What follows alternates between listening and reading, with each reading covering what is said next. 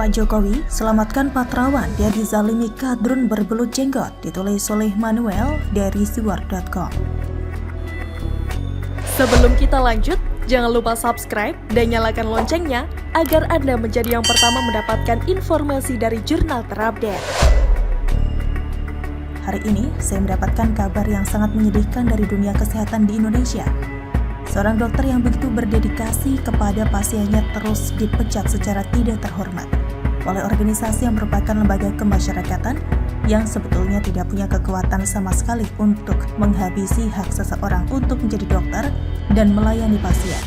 Jangankan bersaing, harap dunia kedokteran Indonesia bisa maju saja mustahil jikalau dokter pintar dikerdilkan dan dokter kadrun dijadikan pimpinan, lalu dikasih jenggot biar kelihatan syahdu padahal semprol. Kadrun. Dokter Terawan yang memberikan dedikasi kepada Indonesia dengan sepenuh hati meskipun ia ditawari banyak sekali offer dari luar negeri untuk dunia kedokteran. Namun sebagai anggota tentara yang bersumpah di atas tanah air lewat sabta marga dan sumpah setia kepada NKRI, dia memilih untuk bertahan di Indonesia dan melayani bangsa ini. Dokter Terawan dengan organisasi masyarakat yang menyerupai LSM ini tidak terlalu mesra dan seringkali konflik satu sama lain. Tapi kalau kita lihat dari kronologinya, kita tahu bahwa yang nyari masalah itu bukan dokter Terawan, melainkan orang-orang di organisasi dokter yang haus uang itu. Saya punya cerita banyak mengenai teman-teman saya, khususnya para orang tua yang punya permasalahan di dalam koordinasi syaraf dan punya kecenderungan untuk penyakit stroke. Beberapa di antara mereka saat ini sedang mengantri, namun ada juga yang sudah mendapatkan pelayanan DSA dari dokter Terawan dan timnya. Testimoni dari masyarakat luas sangatlah positif dengan keberadaan metode yang dianggap menghabisi pekerjaan para dokter-dokter yang beranggotakan organisasi Bank KAI itu. Harganya murah, setidaknya kalau tidak murah tentunya tidak terlalu mahal dibandingkan dengan terapi-terapi yang katanya sudah lewat dari screening organisasi Zampah itu. Bahkan beberapa orang mengaku kalau tindakan dokter Terawan ini kalau tidak dibilang manjur banget ya manjur. Selama menjadi dokter, dia tidak mendendam dan meskipun disikat terus sama organisasi yang gak dapat banjakan duit itu, dia tetap fokus kepada pekerjaannya sebagai dokter. Dan ketika dia diberikan kepercayaan dan kekuasaan yang tertinggi di dalam dunia kesehatan oleh Presiden Joko Widodo sebagai Menteri Kesehatan, dia tidak segera membubarkan organisasi yang dipimpin oleh kadar gurun berjenggot itu. Kekuatan yang dia miliki sebenarnya cukup untuk membubarkan organisasi yang miriplah sama MUI. Beberapa orang juga sampai saat ini nggak peduli dengan status dari dokter Terawan yang katanya sudah dicabut itu dari organisasi yang katanya sekumpulan dokter-dokter yang katanya pintar itu. Booking dokter Terawan di RSPAD saja sampai saat ini masih panjang sekali dan makin panjang ketika orang-orang tahu kalau dia sudah dipecat. Ini buktinya bahwa organisasi kedokteran Zampah itu tidak punya kekuasaan atas rekam jejak yang sudah terbukti dijalankan dengan luar biasa oleh dokter Terawan dalam menyembuhkan orang-orang yang sakit stroke. Waktu beliau belum menjadi Menteri Kesehatan dan dihukum oleh organisasi Zampah itu, setelah dilantik jadi menteri dia tidak membalas dendam atau berusaha menggembosi suara-suara dan para kadal gurun itu, padahal dia punya kekuatan yang sangat besar saat itu. Seharusnya organisasi itu tahu diri dan paham. Tapi setelah Terawan tidak jadi Menteri Kesehatan lagi, serangan berlanjut dengan menusukkan pisah yang mematikan kepada dokter Terawan. Saya tidak tahu kenapa anak bangsa yang begitu baik ini bisa dizalimi. Saya berdoa kepada Tuhan agar tetap diberikan kekuatan untuk menjalankan tugas dan pengembangannya soal vaksin Nusantara. Karena kita tahu bahwa vaksin Nusantara ini berpotensi menghabisi dan menghancurkan potensi keuangan yang diperoleh dokter-dokter mafia vaksin itu yang didapatkan lewat impor vaksin. Para penderita stroke diberikan biaya yang murah oleh dokter Terawan, tapi malah dimusuhin. Saya jadi teringat soal label halal haram yang dimonopoli saat itu oleh Majelis Ulama Indonesia yang pada akhirnya diambil alih oleh Kementerian Agama lewat Halal Nusantara. Kalau teman-teman pada bingung apa itu DSA, DSA adalah kependekan dari Digital Subtraction Angiography alias terapi cuci otak untuk melihat dan menemukan syaraf yang rusak, sehingga tidak nyasar kemana-mana dalam pengobatannya, jadi murah. Sebenarnya ini bukan terapi, namun ini adalah semacam diagnosa untuk mengetahui dengan baik posisi salahnya di mana. Dimusuhi karena dianggap mematikan rezeki para dokter jahat dan kadrun di perkumpulan yang enggak beda sama MUI itu. Cuma beda haluan aja, yang satu kedokteran, yang satu agama. Padahal isinya orang-orang radikal juga. Dan banyak dokter baik yang gak berani macam-macam dan gak berani bersuara soal terawan karena mereka takut izin prakteknya dicabut. Saya berharap Menteri Kesehatan Budi Gunadi juga membatasi kewenangan organisasi ini agar tidak menjadi satu-satunya. Mungkin Menteri Kesehatan bisa belajar dari Menteri Agama Gus Yakut untuk membuat sebuah organisasi perkumpulan dokter yang dibawahi oleh kementerian, bukan oleh perkumpulan gak jelas yang isinya manusia, tapi kok suaranya titik-titik. Semoga saja dengan surat ini Pak Jokowi bisa buka mata, buka hati dan buka pikiran bahwa Dr. Terawan yang adalah sahabat karib Pak Jokowi bisa mengangkat derajat Dr. Terawan untuk kembali menjadi menteri. Bubarkan organisasi Dokrun itu.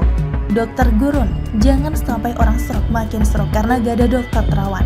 Jangan sampai Dokter Terawan dihalang-halangi karirnya dan pelayanannya karena ormas yang dikepalai oleh manusia berjenggot kadal gurun itu. Kalau memang Pak Jokowi tidak menolongnya. Begitulah tolong-tolong. Bagaimana menurut Anda? Target penonton Formula E dari 50.000 jadi 10.000 doang, ditulis oleh X Hardy dari Siwar.com. Sebelum kita lanjut, jangan lupa subscribe dan nyalakan loncengnya agar Anda menjadi yang pertama mendapatkan informasi dari jurnal terupdate. Pekerjaan venue Formula E tampaknya berjalan lancar sesuai rencana. Acara balapan tak populer ini juga sudah pasti akan dilaksanakan. Pertanyaan yang mungkin banyak ditanyakan adalah berapa banyak penonton yang akan menonton langsung? MotoGP di Mandalika disaksikan langsung oleh 60 ribuan orang. Itu pun diturunkan jumlahnya dari rencana awal, yaitu 100.000 orang karena pandemi. Target penonton Formula E pernah diungkapkan sebelumnya oleh Direktur Utama PT Jakarta Propertindo Widi Amanasto. Pada konferensi pers Rabu 22 Desember tahun lalu, Widi mengatakan diperkirakan akan ada 50.000 penonton yang langsung menyaksikan gelaran Formula E dari tribun. Dia bahkan sesumbar mengatakan akan menggunakan areal Ancol secara keseluruhan karena sulit mengendalikan massa penonton yang diperkirakan membludak. Mengenai hari H, mungkin karena penonton sekitar 50.000, tentunya untuk masyarakat umum mengendalikan agak sulit, sehingga mungkin pada hari H kita gunakan kawasan Ancol hanya untuk balap saja supaya tidak chaos, kata Widi. Dia mengatakan kepada masyarakat yang mau menonton tapi tidak kebagian tempat menonton secara langsung, siaran Formula E bisa disaksikan di layar kaca.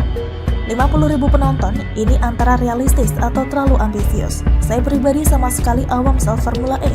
Saya yakin mayoritas masyarakat di sini juga awam dan kurang berminat dengan balapan ini. Di Indonesia, MotoGP adalah yang paling populer.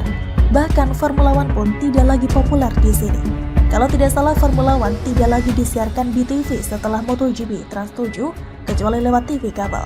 Baru-baru ini Komite Pelaksana Formula E, Irawan Sucahyono mengatakan, kapasitas tribun sirkuit Formula E yang akan disediakan untuk penonton langsung berjumlah sekitar 10.000. Dia mengatakan angka tersebut bisa bertambah sesuai dengan perkembangan yang ada dan sesuai dengan hasil peninjauan dari tim Formula E Operations. Benarkah ini? Dulu optimis bisa meraih penonton sebanyak 50.000 orang. Kenapa target jadi menyusut sampai 80%? Kalau yang menonton cuma 10.000 orang, bagaimana mau balik modal atau capai target perputaran uang? Keluar modal ratusan miliar, tapi yang nonton cuma 10.000 orang. Ini sangat memalukan sekali. Berarti pasukan pendukung nasi bungkus yang konon berjumlah 7 juta itu tidak dianggap sama sekali. Padahal 1% saja dari mereka sudah 70 ribuan orang loh. Harusnya target penonton minimal 100.000 orang. Artinya secara tidak langsung 7 juta orang ini dianggap tidak ada uang. Cuma bisa makan nasi bungkus. Di MotoGP dengan penonton yang hanya 60 ribuan orang, perputaran uang mencapai 3 triliun rupiah dari hotel, akomodasi, transportasi, restoran, oleh-oleh, cenderamata, dan lain-lain. Fantastis sekali. Kasihan sekali Formula E ini. Duit jor-joran dikelontorkan, tapi auranya seperti balap level rendahan. Memang sih Formula E seperti balapan kelas 2 di bawah Formula One. Adanya revisi target jumlah penonton seolah membuktikan kalau mereka sadar Formula E kurang populer, tapi dipaksakan digelar. Masih tidak percaya kalau Formula E ini hanya ambisi politik dari gubernur dan orang-orang di belakangnya? Ada sesuatu di balik penyelenggaraan Formula E yang sudah dicium publik tapi masih berusaha disembunyikan. Tapi bisa jadi ini sengaja dilakukan biar gampang capai target. Kalau target 50.000 penonton tapi yang datang hanya 20.000, pasti bakal dibully habis-habisan. Kalau dibikin hanya 10.000 tempat duduk, kemungkinan besar jumlah penonton bakal melebihi target, sehingga bisa dibuatkan narasi bahwa penonton membludak dan super antusias, hingga tidak dapat tiket sama sekali. Dan kemudian datanglah sang gubernur di depan awak media, dengan senyum sumringah penuh kemenangan.